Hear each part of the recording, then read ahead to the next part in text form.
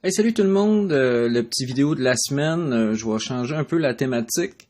Passage biblique pour commencer, dans l'Exode chapitre 32, le verset 32. Donc Exode 32. Et moi je vais vous lire dans la traduction Louis II. Pardonne maintenant leurs péchés, sinon efface-moi de ton livre que tu as écrit. Donc, dans le contexte, le livre que tu as écrit, c'est le livre de vie. Donc, Dieu place les noms de ceux et celles qui adhèrent à son royaume, au paradis, après la mort et après avoir passé en jugement devant Dieu. Donc, il y a une notion très importante ici, il y a une notion de l'éternité. Donc, pour remettre en contexte aussi, Moïse était sur la montagne en train de recevoir les commandements, les préceptes, les 10 commandements comme on connaît de Dieu. Et en bas de la montagne, le peuple qui s'impatiente puisqu'il ne descend pas. Et on force Aaron, du moins on lui suggère fortement de façonner un idole, un dieu avec l'or qu'ils ont récolté, qu'ils avaient, des bijoux, des boucles d'oreilles, peu importe. Et on fait un veau d'or pour l'adorer et se faire plein de choses infâmes devant lui. Donc quand Moïse redescend avec les plaques, il est témoin de ça. Et Dieu lui parle d'anéantir probablement ce peuple d'idolâtres, et c'est paraphrasé dans mes mots à moi, et Moïse lui répond cette phrase-là. Je sais pas pour vous, moi c'est le passage dans la Bible qui me donne le plus de frissons, du moins un de mes préférés, puisque je vois beaucoup de choses au travers de ce passage-là.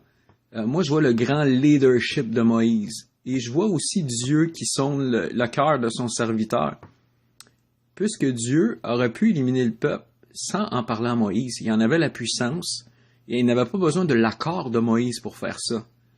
Mais Dieu pose une question rhétorique, du même principe que Adam, où te caches-tu dans le jardin, pour amener Moïse à penser comme qu'amenait Adam à penser. Donc, je pense que c'est la notion du leadership ici. Moïse passe le peuple avant lui-même. Et la notion, c'est la vie éternelle. Donc, il est prêt à dire, si tu fais mal à ce peuple-là, enlève mon nom du livre de vie. C'est pas compliqué, mais je pense que Dieu savait déjà à l'avance à quel point qu'il avait placé de l'amour dans le cœur de Moïse et à quel point que c'était pour porter du bon fruit. C'est ce que j'en pense et c'est ce que j'en déduis aussi. Vous pouvez lire tout le chapitre 32 si vous voulez voir le avant et après, mais c'est mon passage préféré. Si vous voulez, cette semaine, on peut échanger sur ce passage-là.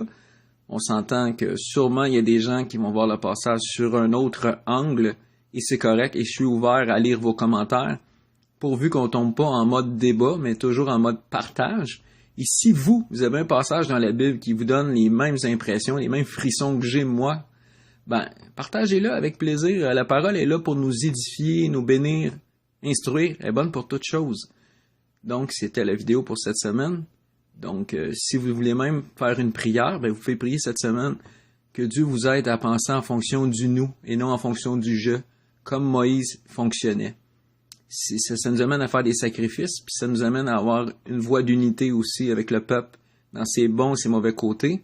On peut le voir pour nos églises aujourd'hui aussi. On est rempli de défis dans nos églises, donc il faut marcher dans l'unité, et nos leaders, il faut qu'ils soient prêts à penser en nous et non en je.